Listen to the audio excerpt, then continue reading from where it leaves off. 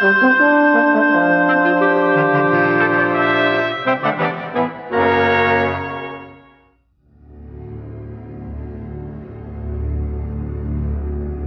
Federal Reserve System virtually controls the nation's monetary system. Yet it is accountable to no one. It has no budget, it is subject to no audit, and no congressional committee knows of or can truly supervise its operations.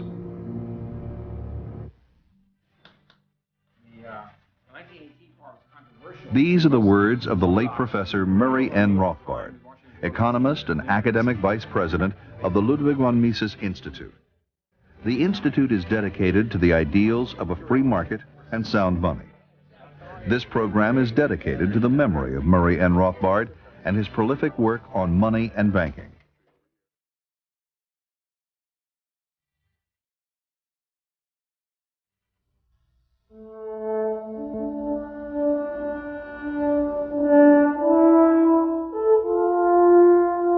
For more than 20 years, the living standards of middle-class Americans have steadily declined. Incomes have remained flat or fallen, and the opportunities and security to fade. For most families, one income no longer pays the bills. It requires two or more incomes to afford a home, pay medical and child care expenses, and put children through school.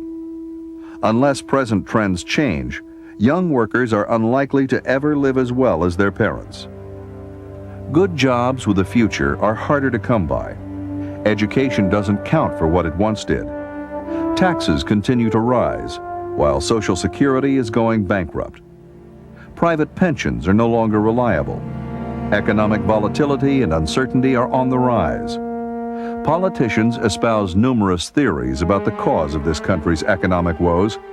Seldom, however, do these officials look below the surface. The roots of our economic ills can be traced to central banking and our present monetary system. The Federal Reserve claims to manage our money. Instead, it makes our money worth less and less every day. It has generated continuous and worsening business cycles and lowered our living standards. It's really no different from a burglar in your house wanting to steal your money. That's what the Federal Reserve does. It depreciates your savings, it takes away your economic security, and it ought to be treated as an institution that does that rather than something of alleged benefit. Money is supposed to serve as a reliable standard of economic value, not a source of instability. Until we restore sound money and take away the government's ability to debase it, we have little hope of restoring the freedom and prosperity that made America great. And we really have a choice of what we want in money. Do we want money that's going to be losing its value every year, or do we want money that's going to be gaining in value? If you are happy with your money losing value, then you want the present system. If you want money to increase in value, then you want a gold standard. What is money?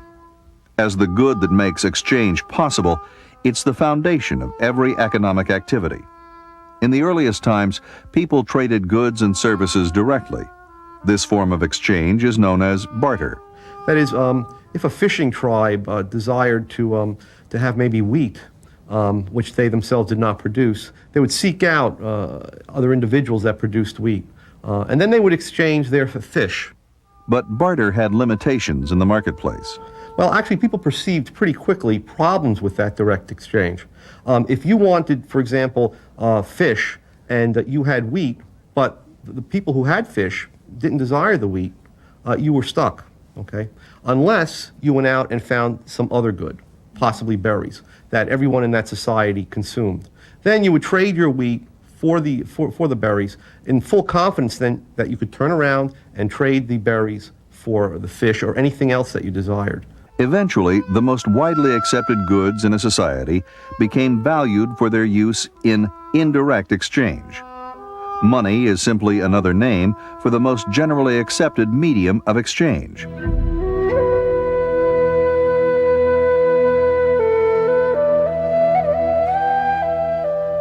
Throughout history, many goods have served as money. Feathers from the Quetzal bird were used for exchange by the Mayan Indians up to the 15th century in Central America. Tea leaves compressed into bricks were traded in East Asia through the 1800s. Wampum shells were money to North American Indians, while early American colonists traded beaver pelts, which had a high value both at home and abroad. Metal coins first emerged in Greece and Asia Minor during the 7th century BC. Gold and silver were valued for their use and beauty in jewelry and the decorative arts. They were durable, easily divisible, and limited in supply. These precious metals also had a high value-to-weight ratio, making them easily transportable. You might think back, or we can think back to a time when iron was used as money, for example, in Africa. But imagine going into Sears Roebuck and trying to purchase, let's say, a lawnmower for $350. That would take a ton of iron, whereas it would only take an ounce of gold. In 1536, less than 50 years after Christopher Columbus set foot on American soil, a Spanish mint in Mexico City struck the first coins made in the New World. These silver coins eventually found their way into the British colonies. Great Britain's mercantilist policies deliberately tried to keep precious metals out of America, so the Spanish milled dollar became the unofficial currency. It was often divided into 8 pieces for smaller transactions, hence the term pieces of 8, with 1/4 of the coin being 2 bits. In 1792, Thomas Jefferson adopted the dollar as this country's official monetary unit. He looked around, he investigated to see what were the American people using as money, and that was the dollar. And so that's why that dollar became the standard of the United States. And we went onto a gold and silver standard and started minting gold coins with the American Eagle, the $10 gold coin. Jefferson, in particular, spoke eloquently of the dangers of paper money. During the War for Independence, the Continental Congress printed vast sums of paper money out of thin air to finance the Army. The diluted money supply naturally depreciated to almost nothing, leading to the phrase, "not worth a Continental." And the people who held on to these notes, who tended to be patriotic Americans, concerned about, wanted America to be free of British control, lost everything. Whereas the Tories, who wanted nothing to do with this American government money and immediately got rid of it, were benefited. And Pelatiah Webster, the first American economist, and others who looked at this saw that this paper money, unbacked by gold, was extremely dangerous. As early as the 16th century in Europe, goldsmiths stored gold coins for their customers for a fee and issued receipts for the gold to the depositor. Thus began the use of paper as money. In other words, if you came in and deposited 10 ounces of gold for safekeeping, you got back receipts in the amount of 10 gold ounces. Okay? And those receipts entitled you to instantaneously redeem that gold. These receipts soon became widely accepted as a means of exchange, since it was easier and safer to use the receipts for significant transactions. This was the origin of banknotes as money substitutes. These first bankers then took this process one step further. In effect, if the goldsmith had 1,000 ounces of gold and 1,000 ounces of legitimate receipts being held by the depositor of that gold, he could increase his profits by merely printing up another 1,000 ounces worth of receipts and lending them out. Okay. In which case you would effectively get 50% reserve banking or fractional reserve banking.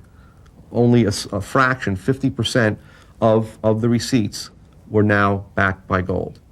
There was no longer a 1-to-1 ratio of paper to gold. Now there could be 3 or 4 pieces of paper in circulation for every unit of gold in the vault. These bankers were no longer simply storing or warehousing gold for a fee. They were artificially inflating the money supply and loaning out these phony receipts at interest. This system became known as fractional reserve banking and was later transported to the early American colonies. It formed the root of American commercial banking and ultimately the Federal Reserve System. This is a fraudulent system. It's not allowed in any other business. If you had a grain warehouse that had loaned out the grain it was supposed to have in storage, that's considered criminal. The guy'd go to jail. But the banks are the one industry that's allowed to get away with this and to profit from it.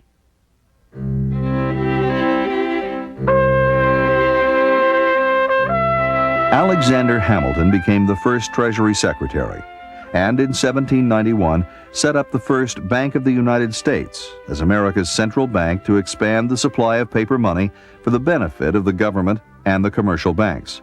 Alexander Hamilton believed in a strong central government, and he saw a central bank as one of the means by which the government could be centralized and by which its power could be expressed. Thomas Jefferson opposed this view. He saw a central bank as an undemocratic tool of the northeastern banking establishment. It was dismantled after 20 years. Jefferson was an opponent of a strong central government, and at all costs wanted to remove the central bank. In 1816, the federal government made another attempt to set up an inflationary central bank. But this second Bank of the United States was denounced by President Andrew Jackson as a monster bank for benefiting a few at the expense of many. They inflated the money supply, which brought about a boom initially, that is prosperity to the country, followed by a bust. When they stopped inflating the money supply, many businesses that had depended on the low interest rates that were introduced or induced by the initial inflation went out of business. Jackson succeeded in abolishing the second central bank in 1836. But by then, speculators had set up hundreds of new private banks with little or no gold to back the notes they issued. The nation's monetary system became more stable when the United States introduced a gold standard in 1834. The dollar was worth approximately 1/20th of an ounce of gold.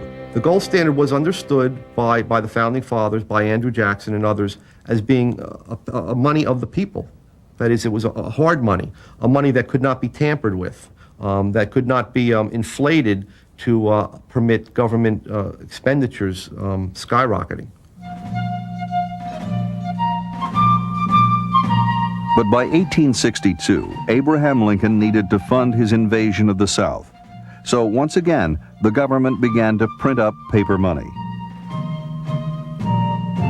Basically, the United States went off the gold standard in order to finance the Civil War. Okay, and you'll find in history that almost every large war, every major war, has involved a departure from the gold standard, because the gold standard puts strict limits on government financing. Lincoln's notes became known as greenbacks because they were printed in green ink rather than the usual black ink on the reverse side. These so-called fiat notes were deemed legal tender by the government, but they were not redeemable in gold. Lincoln, under cover of war, issued tremendous numbers of greenbacks. Gold was still circulating, but people were forced to accept these greenbacks as if they were at par with gold. The government's power to print unbacked paper notes would later become the pillar of the Federal Reserve System.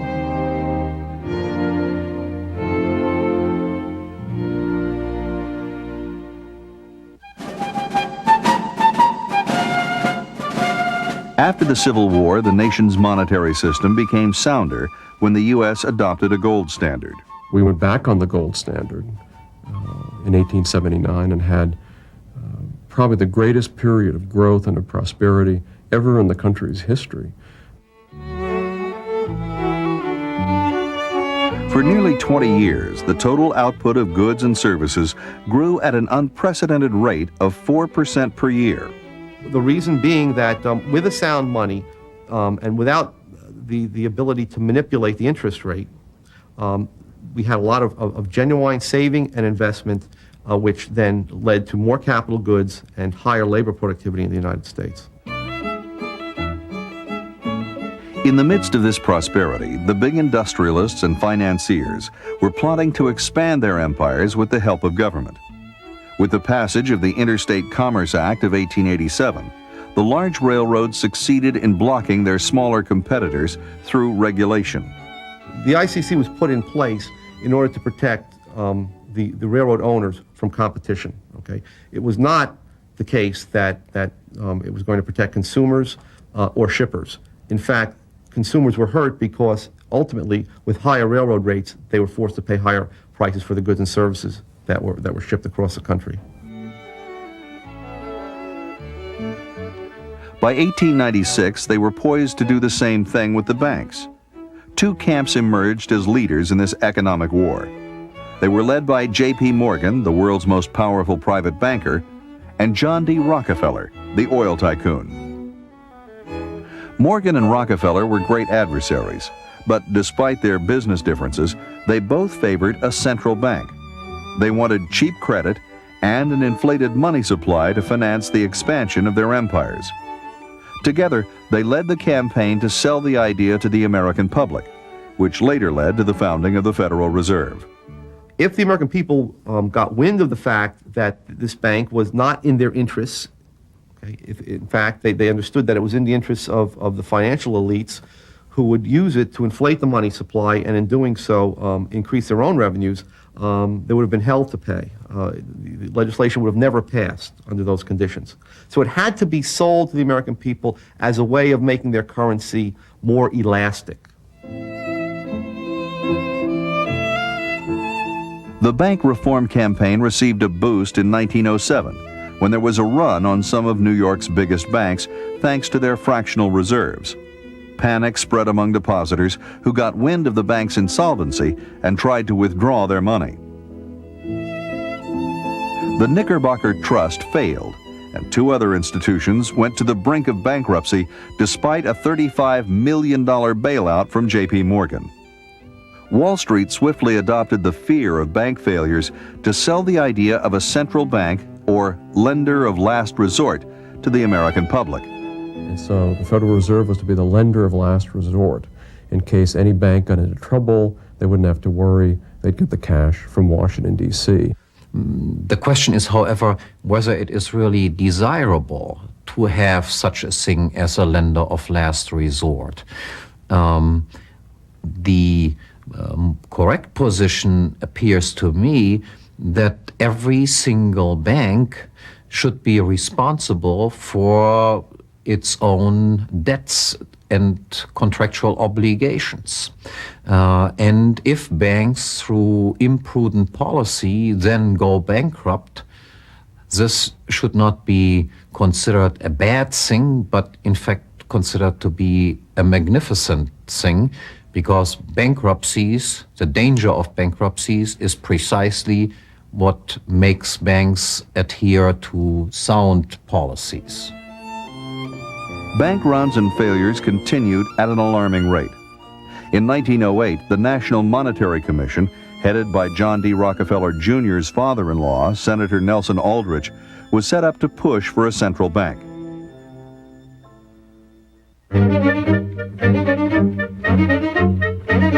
In November of 1910, under the guise of a duck hunting trip, 6 men took a secret train ride to an exclusive private club on Jekyll Island, Georgia, to write a central banking act.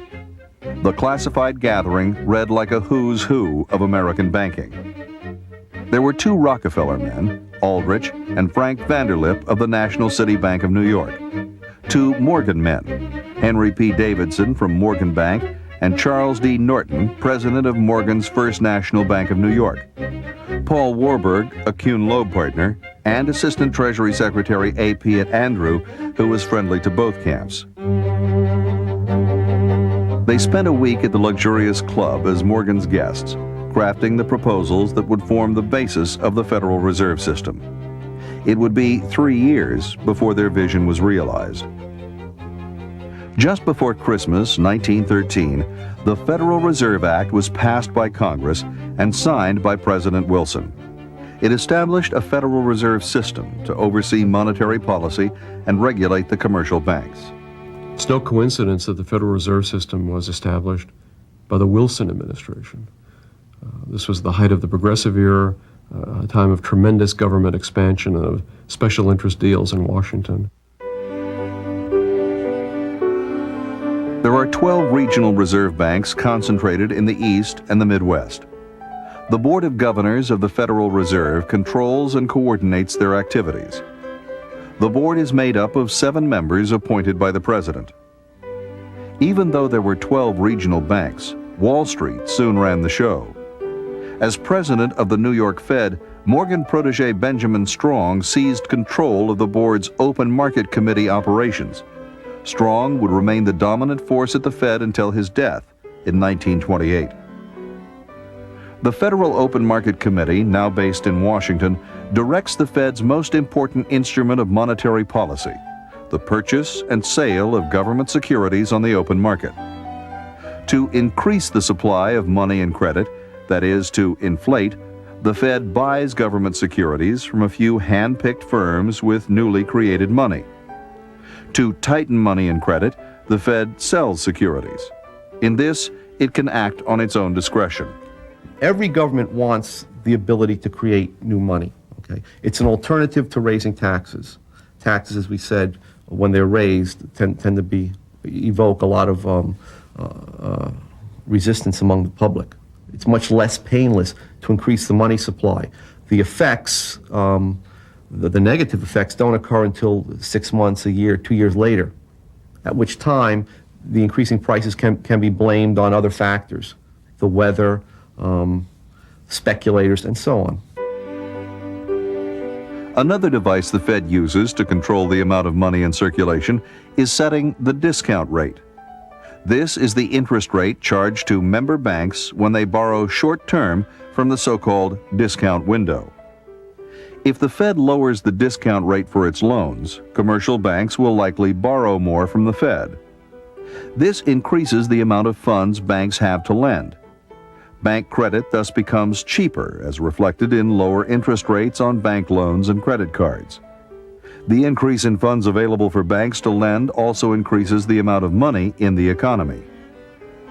The Fed can also manipulate the nation's money supply by raising or lowering the reserve requirement. Banks are required to set aside a percentage of their deposits as reserves to meet depositors' demands. When the Fed was established in 1913, it cut reserve requirements in half over the next 4 years, doubling the money supply by the end of World War I. But the Fed's real power lies in its monopoly to create money. Although the U.S. was still on the gold standard in 1913, it was quickly eroded as the Fed continued to expand the money supply. The first step was backing Federal Reserve notes by only 40% in gold, allowing the money supply to be increased 2.5 times. The inflationary effect of fractional reserve banking was also heightened by the central bank. The commercial banks are permitted to create checkbook money on top of Federal Reserve notes. That is to say, the commercial banks are only obliged by law to hold reserves in the form of Federal Reserve notes of 10% to back all demand deposits that they have. 90% of their demand deposits are backed by nothing. The Federal Reserve System adds another inflationary layer to an already unstable banking system. For example, if the central bank has $100 worth of gold reserves in its vaults and a 10% reserve requirement, it can print up $1,000 of new notes and deposits, which become the reserves of the commercial banks.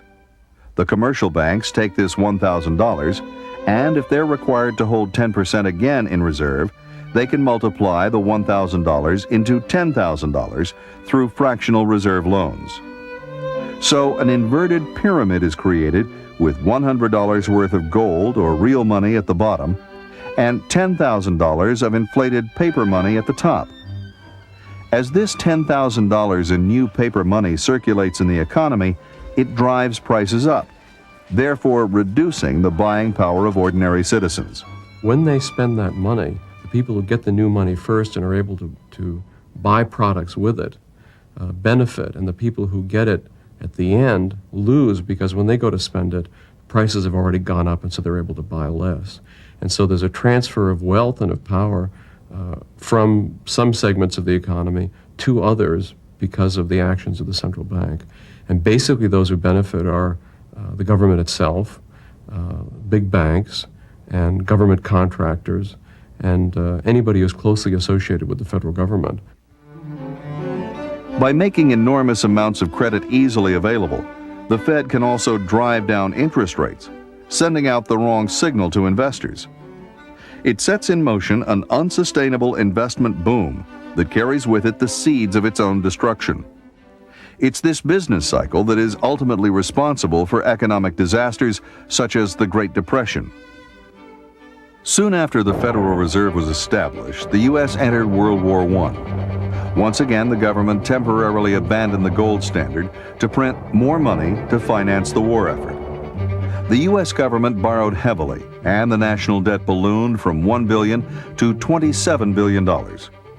A sharp spike of inflation followed. This set off a cycle of rapid expansion and contraction in the economy.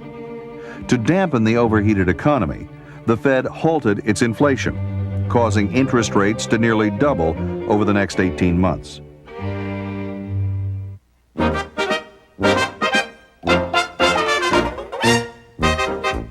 By 1921, the market began to recover. New technology helped to increase productivity. Markets developed for new cars and appliances. The 1920s were a period of extraordinary growth. But behind the scenes, much of this growth was distorted by a Fed-generated inflationary credit expansion. This was the Roaring 20s. This was a period of increasing affluence. That hid the inflation from American economists.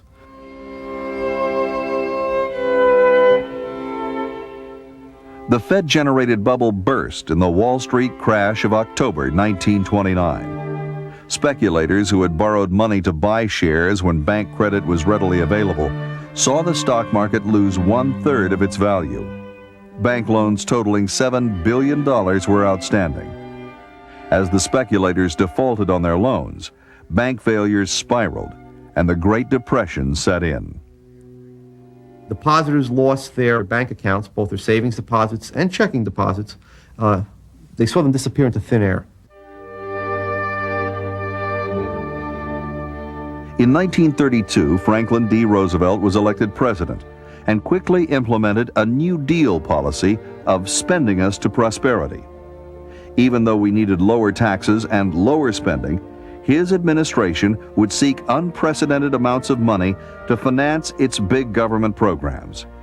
In his inaugural speech on March 4, 1933, Roosevelt vowed to put an end to poverty and the unemployment lines and get people back to work. It didn't work. The Depression got worse, thanks to increased central planning. FDR only succeeded in making the monetary system even less sound. Just after taking office, the president declared a 4-day nationwide bank holiday, absolving the bankrupt fractional reserve banks of any need to repay their depositors. But before the banks reopened, the Roosevelt administration had to come up with a scheme that would lead people to believe that new deposits would be safe. It created the Federal Deposit Insurance Corporation to lull the public into a sense of security. In reality, the Federal Deposit Insurance Corporation holds just 0.5% of all the deposits it insures.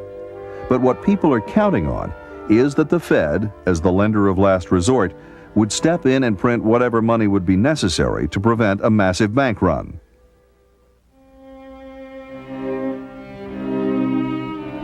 By the mid-1930s, control of the Fed by the New York bankers was drawing to a close. The Morgan era ended when President Roosevelt, who was no friend of the Morgans, appointed Mariner Eccles as its governor. Eccles, a Republican from Utah, moved the activities of the Open Market Committee to Washington. President Roosevelt was on hand for the dedication of a new $3.5 million building to house the Fed. I dedicate this building today to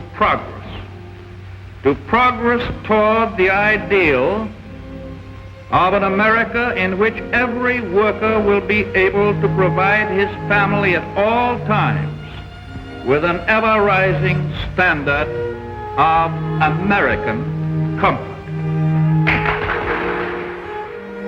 1933 also marked the beginning of the end for the gold standard. There was no end to Roosevelt's appetite for spending on such New Deal programs as the gigantic $13 billion Tennessee Valley Authority, which flooded vast areas of productive farmland to provide government-subsidized electricity. The Works Progress Administration, which spent $11 billion on make-work jobs and pork-barrel public works. But the U.S. currency was tied to gold, which limited the amount of money the Fed could print to pay for these costly projects. So the government scrapped the gold standard for American citizens in 1933, and then Roosevelt confiscated the people's gold.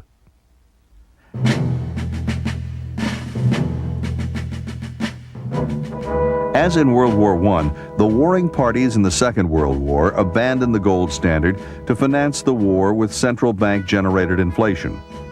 After the war, there was an attempt to use the prestige of the gold standard to establish a global inflationary system.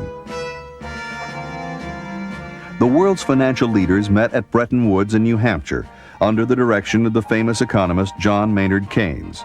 Their idea was to set up a new international monetary system that would have both gold and inflation.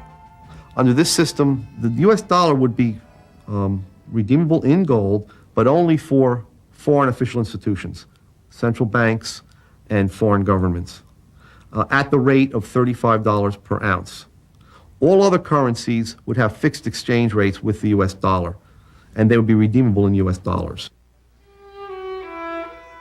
The New York Times editorialist Henry Hazlitt was one of the first to realize that this semi-gold standard would not succeed. Even from the very beginning, it was doomed to failure, and this very outstanding journalist at that time, Henry Hazlitt, predicted it wouldn't work, because he says the temptation will always be that the government will print more money because they will accept these dollars and they won't demand the gold and won't hold the government in check. And he was absolutely right. During the 1960s, the U.S. government was trying to meet the cost of massive social welfare programs at home and the Vietnam War abroad. By printing more money, President Lyndon Johnson believed, the U.S. government could accomplish its goals without raising taxes, which may have caused a taxpayer revolt. In other words, it could have both guns and butter. We will make sure that every dollar is spent with the thrift and with the common sense which recognizes how hard the taxpayer worked in order to earn it. But the more money the U.S. printed, the more it eroded the value of the dollar. Nervous foreigners began redeeming their dollars in gold, as they were entitled to do under the Bretton Woods Agreement. After paying out billions in gold, the U.S. was left with $36 billion worth of outstanding debt to foreign creditors and gold reserves worth just $18 billion. Rather than stop the inflation, in 1971, President Richard Nixon refused to redeem any more dollars. I have directed Secretary Connally to suspend temporarily the convertibility of the dollar into gold or other reserve assets, except in amounts and conditions determined to be in the interest of monetary stability and in the best interest of the United States. It was the death knell for the Bretton Woods semi-gold standard, and a triumph for the Federal Reserve. The dollar would no longer have even the illusion of a fixed value against other currencies. It would float against them, causing even more dislocation in foreign trade and massive uncertainties for businessmen. Worse, the final check on dollar creation disappeared, creating endless possibilities for inflation. It's running at more than 300% since 1971, thanks to the Fed's power to create money out of thin air and to insured deposits. No U.S. federal budget has been balanced since it abandoned the gold standard. I don't think that that's something that enhances the efficiency of our economy. I believe that the best money is a market-determined money, okay, such as the gold, such as we had under the gold standard. In order to get back to a market-determined money, the Fed has to be abolished. There is not now, nor has there ever been, any direct control over the Fed by the President or Congress. The meetings of the Federal Reserve Board are held in secret, and nobody knows exactly what goes on. If you watch the business report every night, commentators are constantly speculating about what the Fed might do. all eyes were on Washington today as the Federal Reserve met to decide the future direction of interest rates. Most economists expect the Fed to leave monetary policy unchanged. It has spawned a whole industry of Fed watchers who try to second-guess the Fed. Federal Reserve has been surrounded by secrecy ever since its planning, its installation, and its operations to the present day. And the reason is because they can't tell the truth. If they told the truth, there'd be a revolution and there'd be a bunch of Americans there ready to all toss them out of the building. A recent attempt to open the Fed to public scrutiny came in 1993. The head of the House Banking Committee, Representative Henry Gonzalez of Texas, called for an independent audit of the Fed's operations. He wanted the proceedings of the Open Market Committee videotaped, with detailed minutes released within a week instead of vague summaries issued several weeks later. Gonzalez also proposed that the president choose the 12 heads of the Fed's regional banks instead of powerful bankers. Predictably, Fed Chairman Alan Greenspan resisted the changes. What was surprising was President Bill Clinton's position. He declared the reforms would, quote, run the risk of undermining market confidence in the Fed.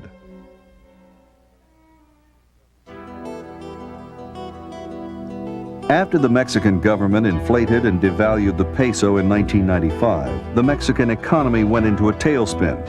Alan Greenspan lobbied Congress and the Clinton administration for a $52 billion bailout. As it turned out, the Fed's member banks held as much as $26 billion in Mexican debt. With no choice in the matter, American taxpayers and savers paid the bill. The congressmen themselves, from my experience they're pretty naive and they don't understand it. The few that have to, like the chairman of the banking committee, is aware of this and goes along with it, and they continue to perpetuate this myth that the Federal Reserve brings about stability and they do good things for economic growth, even though they're the culprits. They're the ones who have caused all the problems. They're the ones who caused the recession, the unemployment, and the downsizing of big business and all the ill effects that we have to witness. But their PR job is excellent because they have convinced most congressmen that they are very necessary to maintain stability and economic growth and all these wonderful things that they claim credit for. It is clear that the United States cannot rely on Alan Greenspan or any other Fed chairman to fight the chronic inflation that has wrecked our savings, distorted our economy, redistributed income and wealth, and brought us devastating booms and busts. Despite the established view, Greenspan, the Fed, and big commercial bankers are not the inflation fighters they pretend to be. The Fed and its allied banks are not part of the solution to inflation and the business cycle. They are the problem itself. To limit chronic inflation and boom-bust business cycles, the currency must be backed 100% by gold. That would remove the Fed's ability to print money, which amounts to no more than legalized counterfeiting. Instead, there would be a monetary system where gold serves to anchor the dollar, rather than the fiat reserves created by the Fed. If we were to establish a real gold standard, the average American family would benefit tremendously. First of all, there'd be more jobs, better jobs, more secure jobs, more business opportunities, no more business cycle, no more recessions and depressions. People's savings would be secure. You wouldn't have to worry if you put away money for your old age that its value would be stolen by the central bank and by the central government as they are today. Under a 100% gold standard, there would be no place for fractional reserve banking. For checking accounts and other demand deposits, the banks would keep reserves on hand to meet depositors' claims. Banks would receive a fee from their customers for keeping their gold. In loan banking, investors would hand over their money for a fixed period of time to earn interest. Once the gold standard is in place, individual bank depositors would always have access to their money, and investors would be kept informed of their balance sheet. And at a national level, a tight rein would be kept on government spending. You have relatively price stability. You have a stable purchasing power for the money. You eliminate the business cycle. You have reasonable interest rates rather than gyrating interest rates, and you get rid of the political manipulation of interest rates and the political manipulation of the money supply. And this then preserves wealth and builds wealth and allows for economic growth.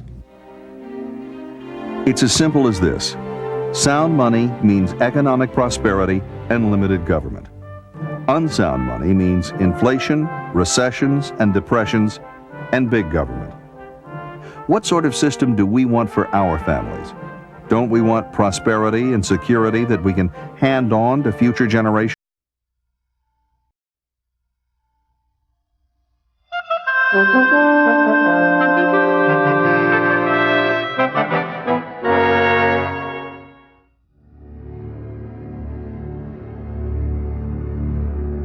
The Federal Reserve System virtually controls the nation's monetary system. Yet it is accountable to no one. It has no budget, it is subject to no audit, and no congressional committee knows of or can truly supervise its operations.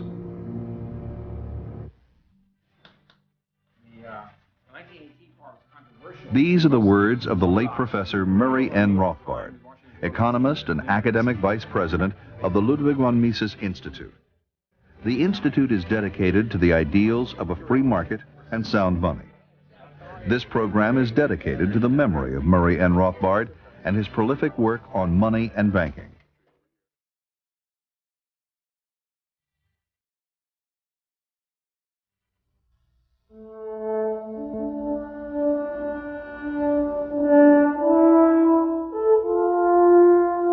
For more than 20 years, the living standards of middle-class Americans have steadily declined. Incomes have remained flat.